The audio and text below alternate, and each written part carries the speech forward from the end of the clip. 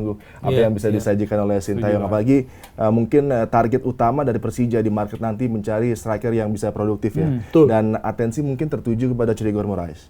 Dan dengan budget sebesar itu, tentunya pemain seperti inilah yang profilnya dicari, yang bisa konsisten berlaga dari match ke match dengan produktif dan menjadi pemain yang tentunya juga sangat dicari juga oleh tim-tim lain gitu kan.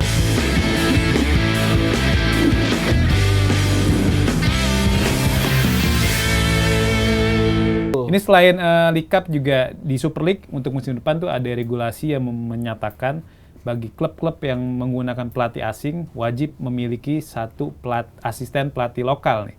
Kita tahu di Persib Bandung kan saat ini nggak ada asisten pelatih lokal kan, dengan Igor Tolis kemarin yang jadi asisten pelatih naik pangkat jadi pelatih utama, otomatis status asisten pelatih utama kosong nih. Nah ini kabarnya Ricardo Salampessy bakal merapat ke Persib Bandung sebagai asisten pelatih lokal untuk memenuhi regulasi yang ada. Nah, padahal di saat bersamaan juga sebenarnya Persib kan ada Yaya Sunaria yang sebagai pelatih fisik, terus juga ada Jupe, walaupun mungkin kalau Jupe kayaknya lisensinya belum cukup ya untuk menjabat sebagai asisten pelatih. Nah, jika benar Ricardo Salampessy jadi gabung, apakah ini akan menjadi kekuatan baru Persib Bandung? Karena kita tahu Persib Bandung dulu atau di musim lalu kuatnya di lini belakang nih. Sedangkan Ricardo Salampessy kita tahu dulu pas aktif sebagai pemain back yang luar biasa. Gila banget pas jadi back. Gimana Mas Adi? Dan hot prospect ya, Salampessy tidak hanya sebagai pelatih kepala tapi juga di musim lalu menjadi asisten juga di Malut, sebelumnya di Persipura, kemudian digantikan oleh Coach RD, dan ini adalah pelatih muda yang punya potensi, bisa banyak belajar juga menjadi asisten dari Tolic, andai saja terjadi. Dan satu langkah yang tepat untuk bisa mendatangkan pelatih muda sekelas Ricardo Salampessy yang juga punya pemikiran-pemikiran segar yang bisa mungkin disatukan oleh Tolic juga menjadi pantulan yang juga ideal ketika coba berbicara, mencari solusi, mencari strategi yang tepat untuk bisa membuat upgrade penampilan Persib Bandung. Tapi juga kalau berbicara tentang Jupe juga mungkin harus dilibatkan juga di skuad Persib Bandung. Sebagai pemain masih ada ambisi juga dia untuk bisa tampil dan masih dibutuhkan peran dirinya dan pengalaman dirinya di locker room dari Persib Bandung. Jadi Jupe adalah pemain yang punya pengalaman luar biasa lah untuk bisa tetap disatukan dengan skuad Persib Bandung. Pun juga dengan Made Wirawan. Juga ada di bagian dari tim Persib Bandung ya, sempat juga masih bisa dimainkan juga. Ini juga sudah begitu berpengalaman dan memang inilah influence kunci yang juga bisa mengantarkan Persib Bandung untuk kembali menjadi yang terbaik ya di Indonesia.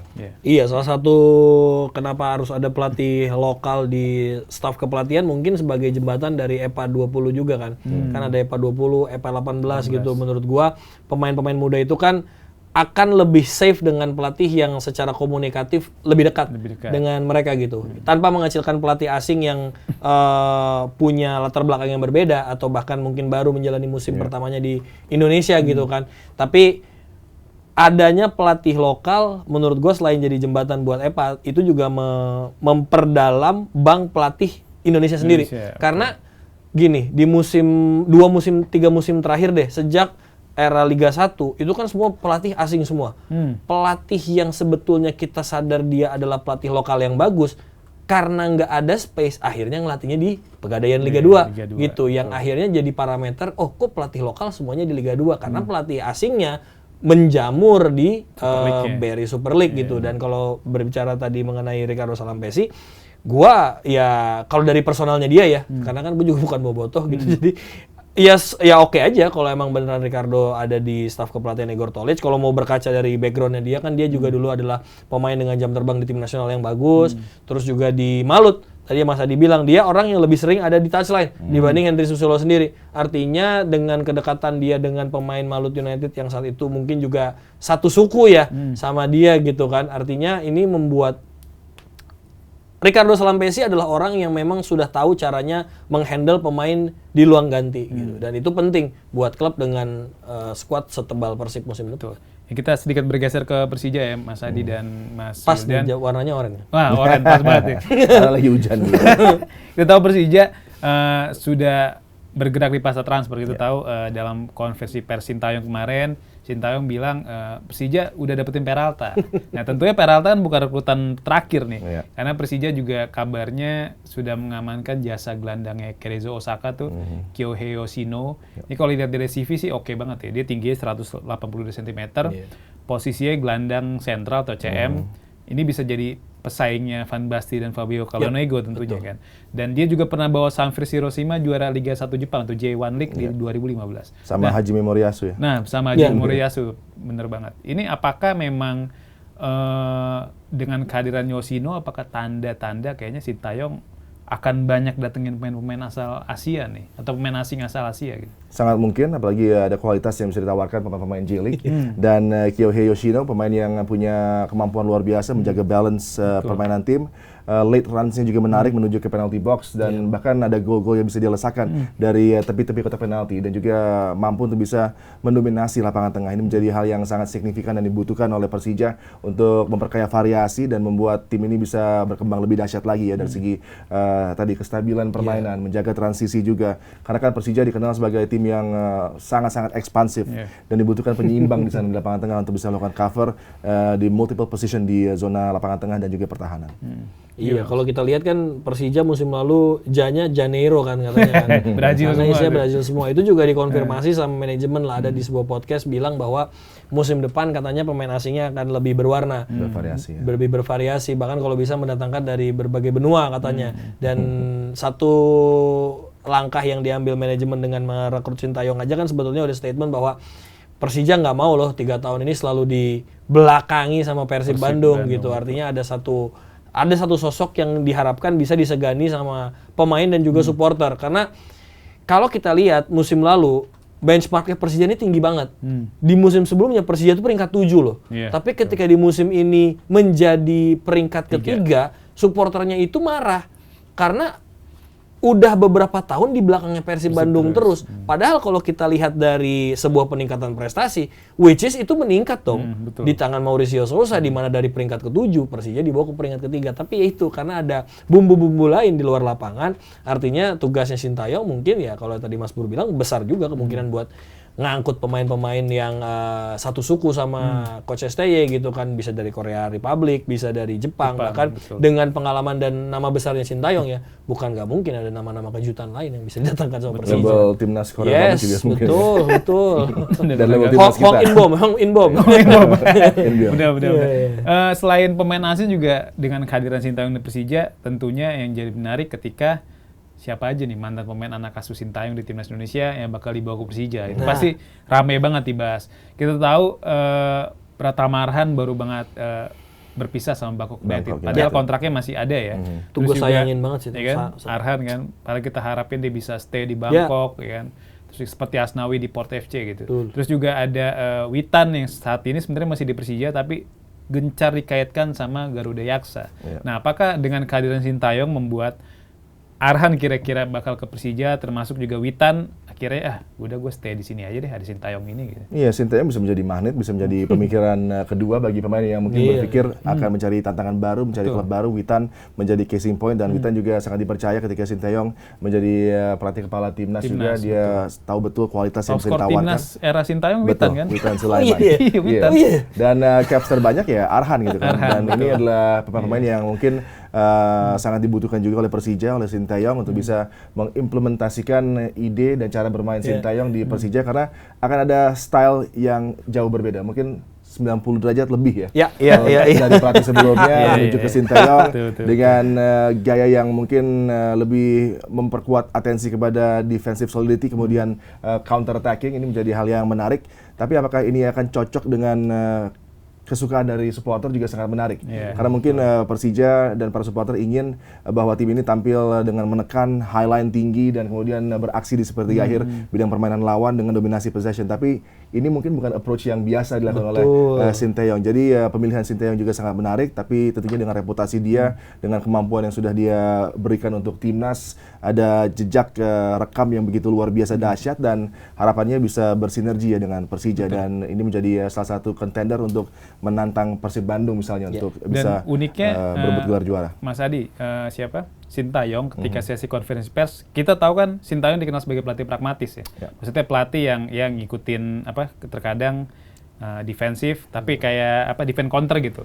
Tapi di sesi preskon dia ditanya apakah lu bakal menerapkan pola permainan seperti itu ketika masih memimpin timnas. Nah, tapi Sintayong bilang gue bakal menerapkan permainan menyerang kata dia. Karena gue tuh pelatih yang menyerang kata dia. Kenapa gue bertahan di timnas? Karena level lawannya tinggi. Gue harus lawan Arab, harus lawan Australia. Tapi ketika nanti Persija dihadapkan dengan tim-tim yang mungkin selevel kayak Persib, Persebaya ya, gue approach-nya beda ya? Approach-nya berbeda gitu. Gimana soal ini? Ya ini bisa terjadi, sangat mungkin juga. Misalnya kita bicara tentang Pochettino dan tim USA juga betul. Sama sempat berpikir akan sangat defensif dan kemudian coba dengan counter-counternya tapi tidak mendominasi sebuah laga, tapi yang ditampilkan di ajang sebenarnya jauh berbeda. Jadi ini mungkin juga bisa menjadi disguise dari Sintayong selama ini. Tentunya lawan-lawan dari Indonesia di level timnas ada di atas, mostly ya di Asia, dengan harus tampil dengan Saudi misalnya, dan bertemu dengan Jepang, Australia. Ini adalah hal-hal yang bagi Sintayong kalau tampil dengan ekspansif, terbuka, akan menjadi kartu mati ya, bunuh diri untuk tim kita gitu kan. Jadi approach-nya harus berbeda, harus terukur, dan yang terjadi memang ada result juga yang ditawarkan di sana. Dan kalau nanti Persija tampil dengan sistem yang berbeda, dengan gaya yang lebih menekan, tentunya menarik, kita tunggu apa yang bisa disajikan oleh Sintayong. Apalagi mungkin target utama dari Persija di market nanti mencari striker yang bisa produktif ya, dan atensi mungkin tertuju kepada Cedric Moraes. Dan dengan budget sebesar itu, tentunya pemain seperti inilah yang profilnya dicari, yang bisa konsisten berlaga dari match ke match dengan produktif, dan menjadi pemain yang tentunya juga sangat dicari juga oleh tim-tim lain gitu kan. Jadi persaingan untuk mendapatkan Cedric Moraes ini menarik karena prestasi dia di Shopee Cup, kemudian juga di Champions League 2 dengan Selangor, impresif. Luar biasa. Cedric Moraes kalau nggak salah lebih dari 40 gol ya musim lalu bersama Selangor. Dan kita tahu Persija menurut laporan Goal Post Asia tuh kabarnya didanai $30 juta atau setara 540 miliar. Nah ini Mas Malik gimana? Mas William gimana nih kira-kira? Apakah ini tanda Persija lebih mewah nih dalam belanja pemain? Ini budgetnya lebih tinggi dari Brisbane Roar, lebih tinggi dari tim-tim di Championship Division bahkan di Inggris. Gimana? Apakah lebih mewah? Cacing udah mau jadi naga berarti nih. Bener ya.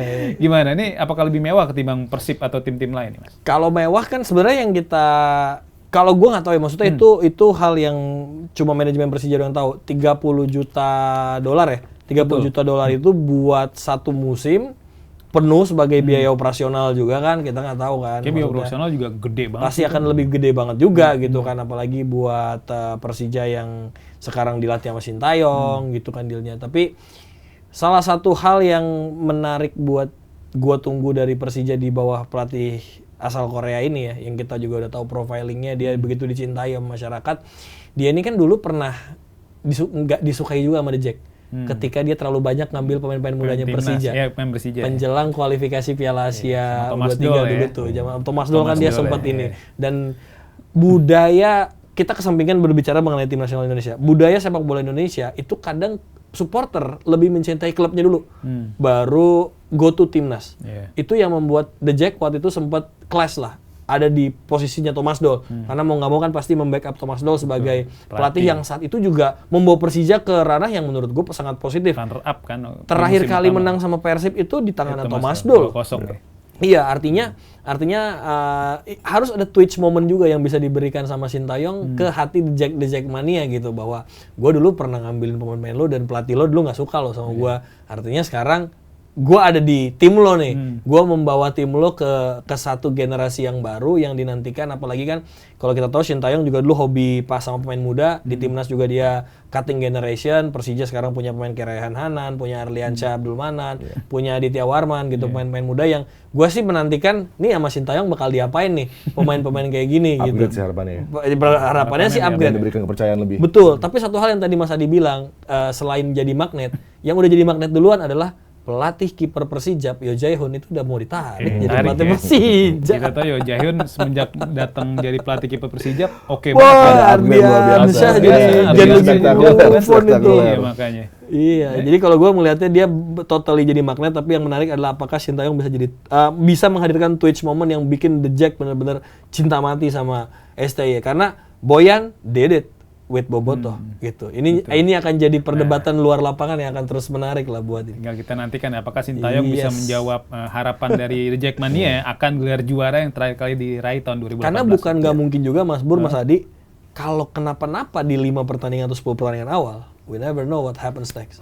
stay out apa pasti udah ramai. Pasti ada waktu lah, ada waktu lebih ya. Dengan dia didatangkan dengan mungkin biaya yang nggak murah juga, ada waktu yang diberikan dan yang terpenting ya kembali ya langsung kita berpikir tentang match up Persija Persib untuk musim mendatang. Ini menjadi target bagi Persija untuk bisa meraih poin penuh kalau bertemu dengan Persib Bandung. Ini menjadi salah satu hal terpenting mungkin yang juga dibicarakan oleh manajemen bahwa bagaimana kita bisa menghentikan mesin yang sudah roll begitu luar biasa dahsyat dalam tim Persib Bandung agar tidak bisa mendominasi lagi di musim mendatang.